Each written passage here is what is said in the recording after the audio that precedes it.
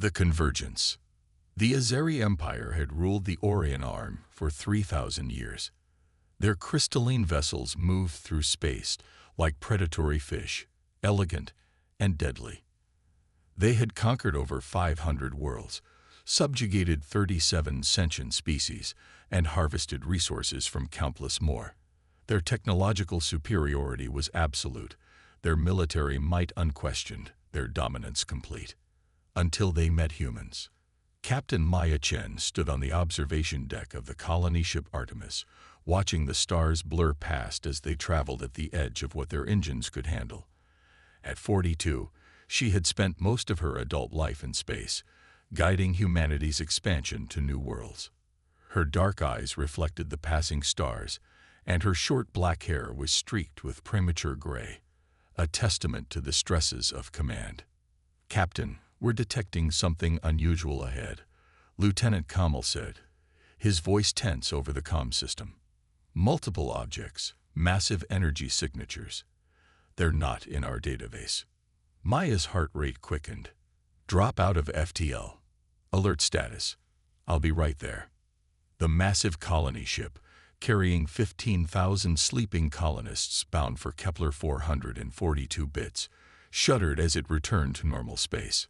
Maya strode onto the bridge, where her crew worked with practiced efficiency. The main view screen showed what had triggered their sensors. 3 enormous vessels that resembled crystalline lattices, pulsing with internal light.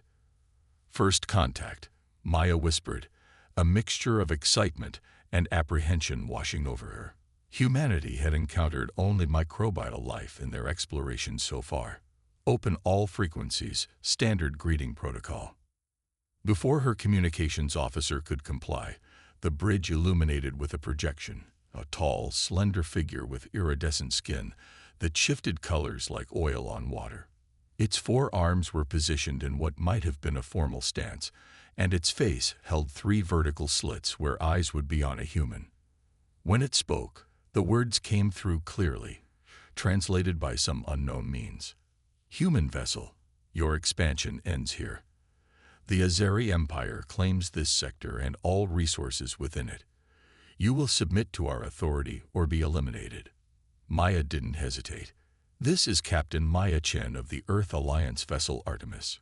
We come in peace, seeking only to establish a colony on an uninhabited world.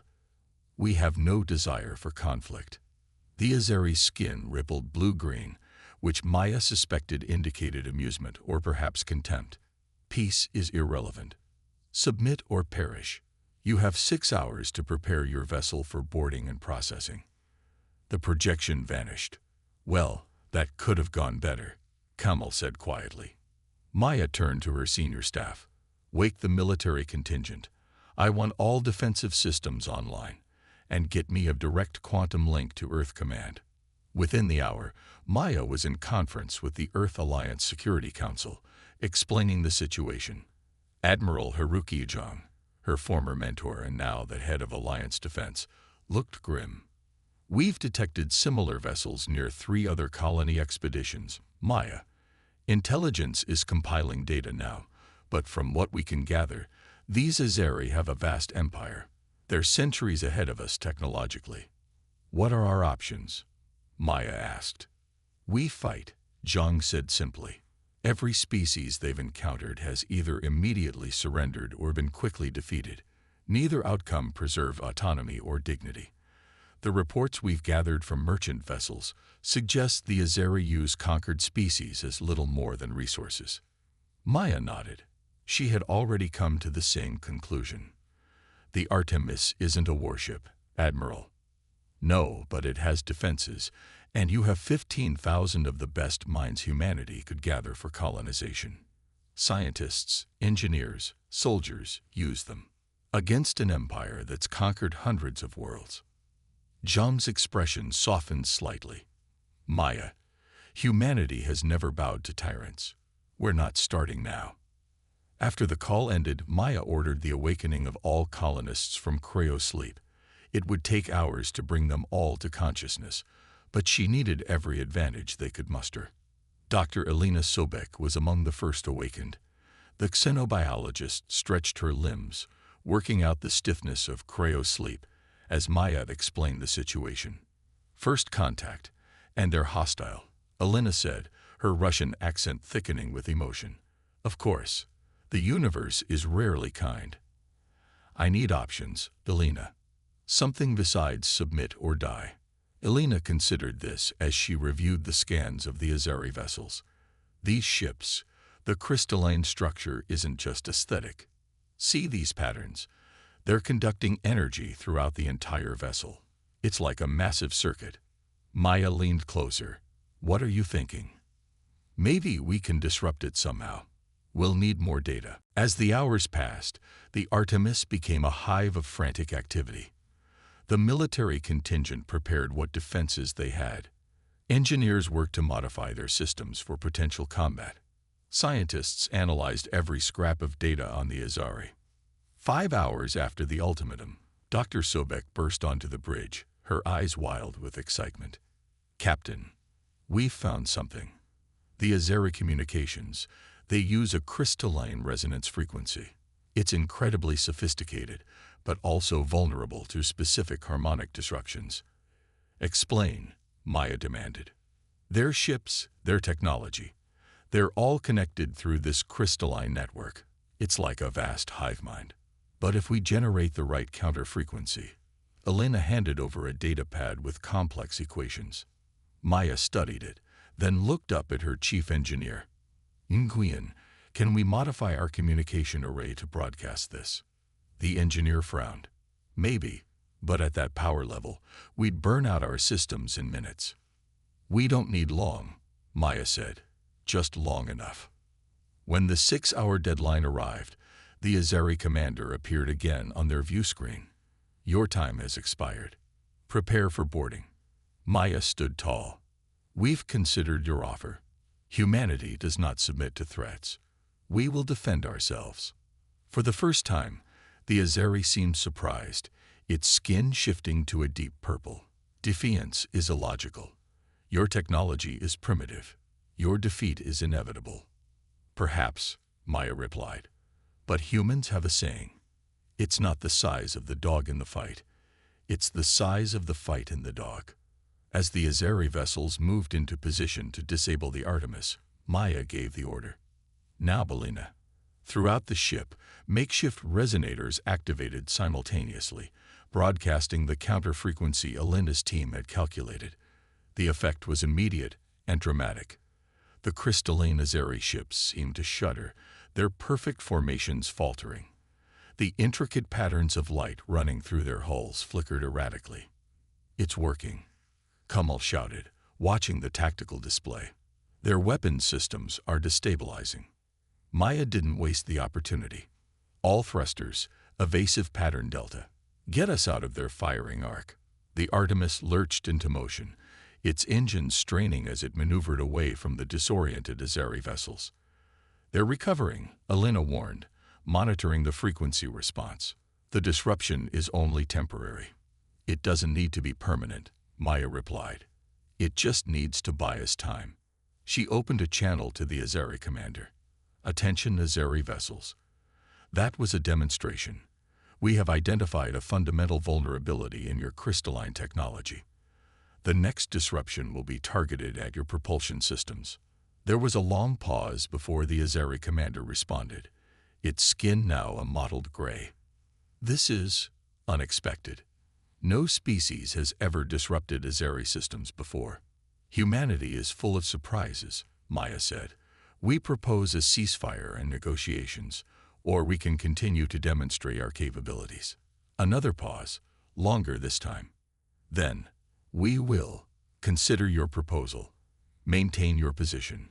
As the communication ended, the bridge crew erupted in cautious celebration. Maya silenced them with a raised hand. This isn't a victory. It's barely a stalemate. But it's a start. She turned to Elena. We need to refine this technology, and we need to warn Earth. Elena nodded. The Azeri won't underestimate humans again. Next time, they'll be prepared for this tactic. Then we'll need new tactics, Maya said. Humanity has survived and thrived because we adapt. That's our real advantage. Within days, quantum communications had spread news of the encounter throughout human space. Every colony, every ship, began preparing defenses based on the Artemis discovery. But Maya knew the Azeri wouldn't simply retreat. This was just the beginning of a much larger conflict.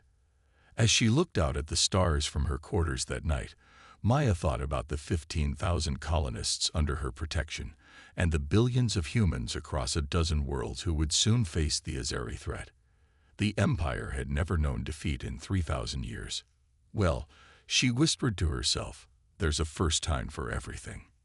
The Uprising. 6 months after humanity's first encounter with the Azeri Empire, the war had spread across human space. The colony ship Artemis had become the makeshift headquarters of what was now called the Resistance Fleet.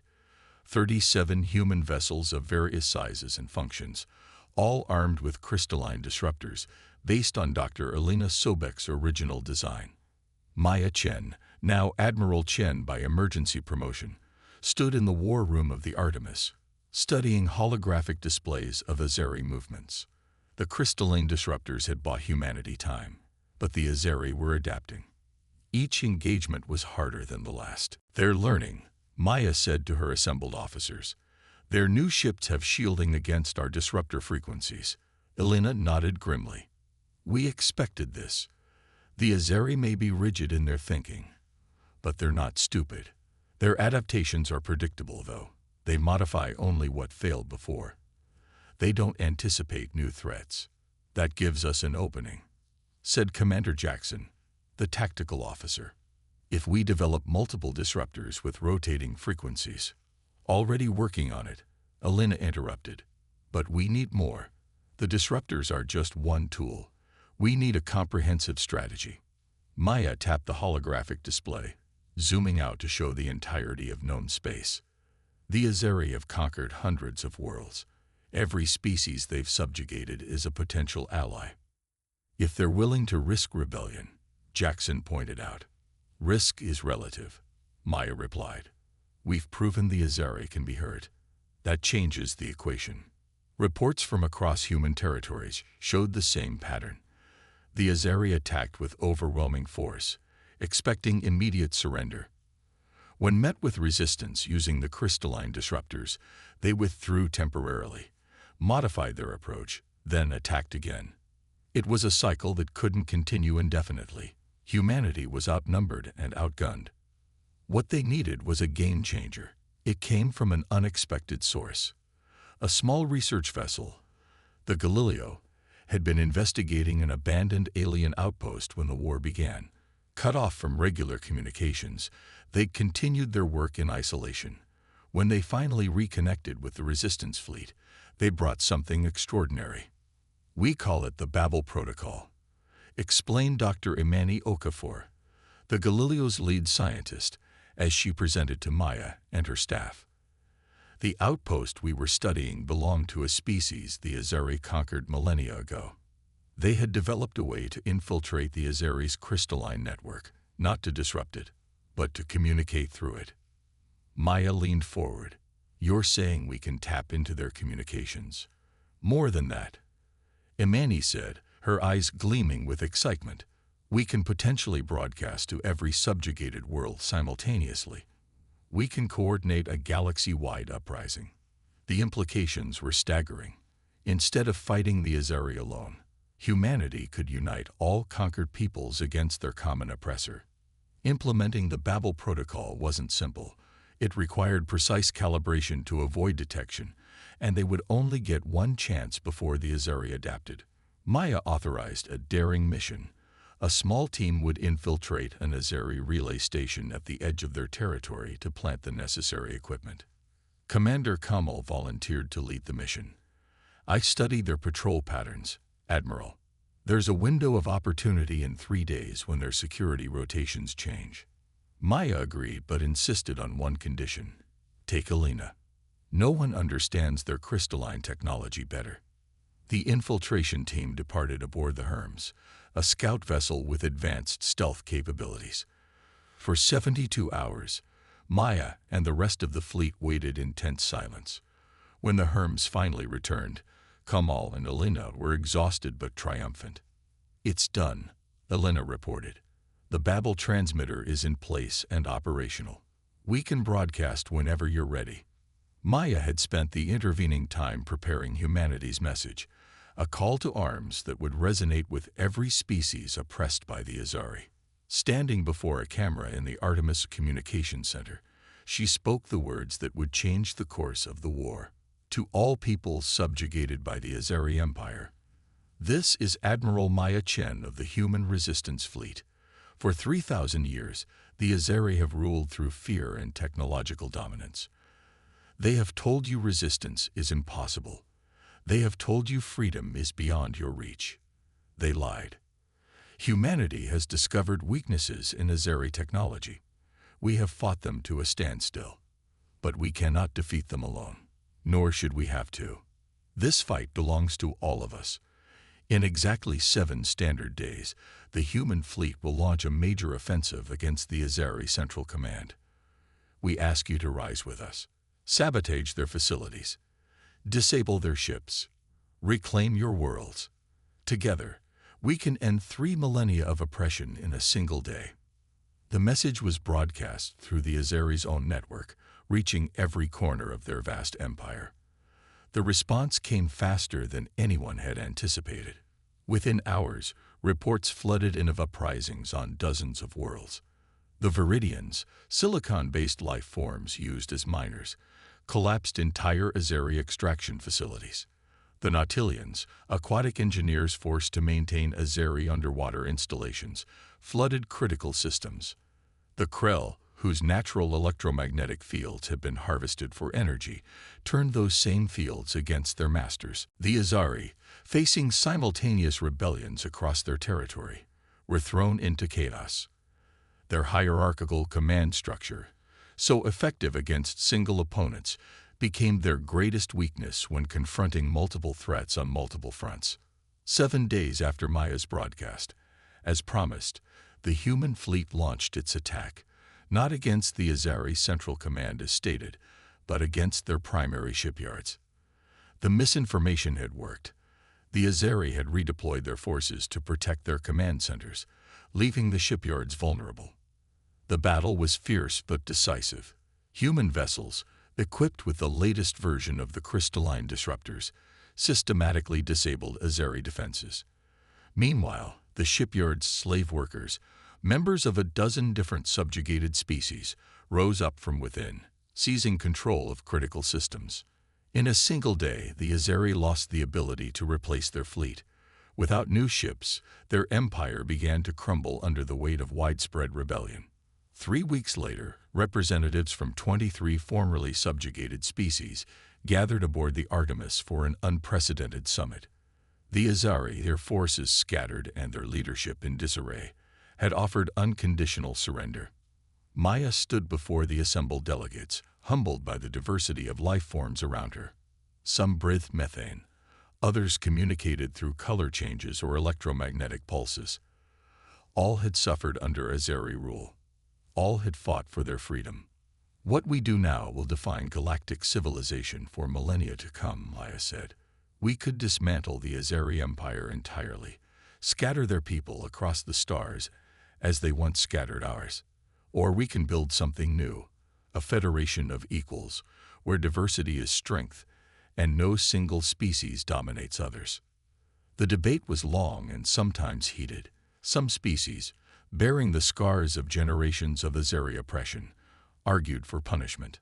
Others, including many humans, advocated for reconciliation.